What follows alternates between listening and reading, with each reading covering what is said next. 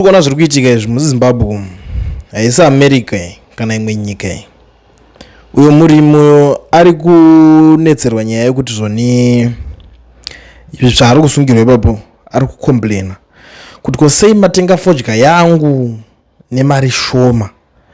Ndo zvimwe zvezvinhu zvatinenge tichisangana nazvo muri yeZimbabwe, munyika yeZimbabwe. Every day vana veZimbabwe vatambura wedu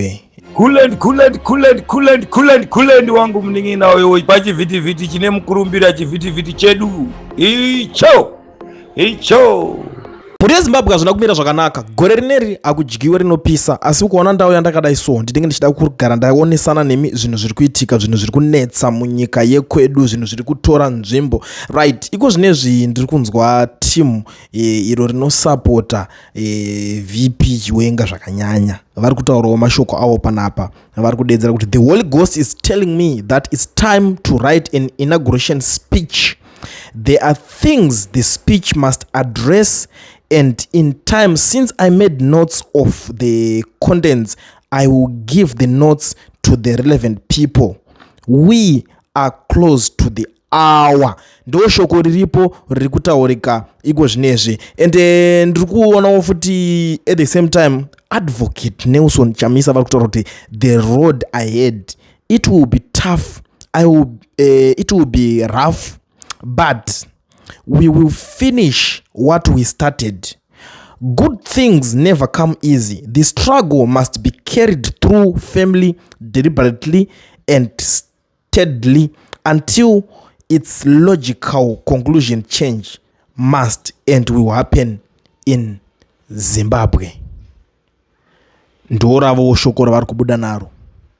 But ndanga ndichiona futi nyaya imwe yanga ichitaurwa press statement na Christopher Mutsvangwa anova iye spokesperson weruling party. Hanzi chimbomirai, hanzi cool down, momirira kusvika 2030 yapera ndopa munozoya moita zvinhu zvenyu. Saka pandiri kubatanidza nyaya dzese ndiri kuona kuti I think something is about to happen, and at the same time tiri papo Mudhara Knox Chivero ari kuda kuuya nhasi achiita mapress statement avo vanenge vachiita aya. Ari kutaura kuti zvonanzi kwaida kuitika coup muZimbabwe, saka hanzi ada kuexplain kuti Danani vaida kuiita ende yaida kuitika chirudzii. Saka ndo patiri kuti a lot is going on.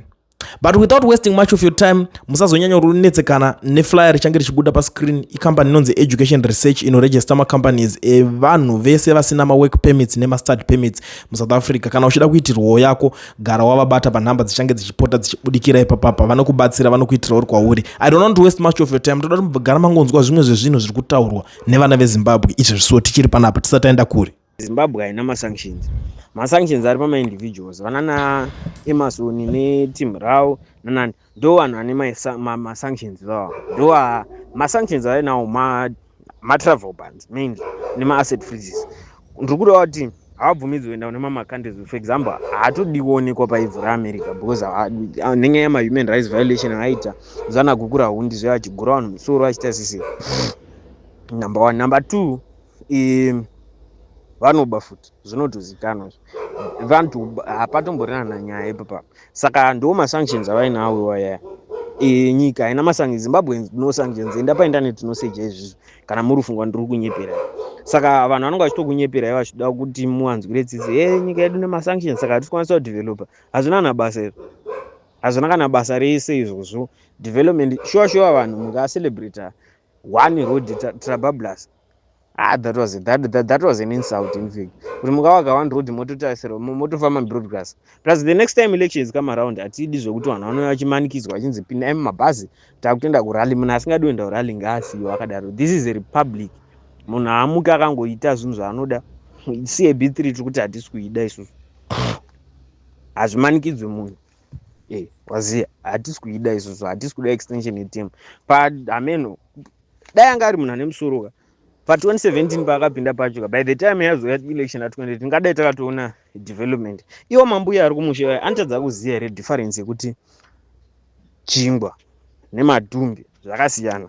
Ukada kubvunza generally kuti mambuya aya arikugara mumusha pepe mari yamobata pagore checho vamwe they living in extreme poverty bam kana kuti extreme poverty ndotaura kuti pakutosvika pakutoshaya kana chekubata mba machona zvototi unotoona kuti munhu kanetworth yake mari yaanobata toto pagore inogona kutotadza kusvika ndongoti chi 3000 USD zvayo means kana ndiri 3000 USD kana ndototi pagore pamwedzi anenge achitotadza kubata 250 cheko waona but anenge achiti pamberi ne2030 ticha chaiche zviri zvepastates anobata almost zvekuma 15000 madoctors ekunana UKU mari dzavanobata especially vane maprivate surgery nevamwewo vanoshandawo mabasa mamwe is between because per day anogona kukesha about 1000 to 2000 kana to 3 zvichitoenderana is between 30,000 and 90,000 per month handisi kutaura zvegore rese month chete iwo uchifunga kuti 30,000 chaicho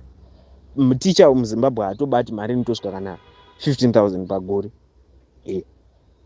haatoibati nyangwe achipiwa 1000 pamonth still haibati amount iyoyo waona kuti saka people don't even realize kuti vari kutorarama munhamo chaicho itori serious which means the doctor wepastates kana kuti wepauk ngatimboti anobata 30k iyo pamwedzi panopera gore anenge abata $360,000 muzimbabwe muno kuna ticha angairota mari yakadaro waona kana kuti doctor already because madoctors ekuno kana watopiwa yakawanda haisi kuma ndizoziva but 10k I think yakawandise handana mudza doctor anotaura nezve 10k around here waona but they should be earning more than 3 times more mari than mari dzavanopiwa right now you see vapedza vanoti pamberi neCAB3 uri mwezi munhu rotoimba song yotoridzwa paredhiyo ende vanhu vekumabroadcasting vanofanira kumiswa futi vanotoridza zvimasong zvaya kuti ase zvinonzi tiri kuwirirana semunhu wese ari kuzvida bumbiro reda nonsense man we don't want that shit we don't want that shit tiri kuda development tiri kuda kuti vana baba vedu vapiwe mikana yekuti vazotisiyira legacy hatisi kuda zvokutambudzwa isi tanoita nemi zvisina basa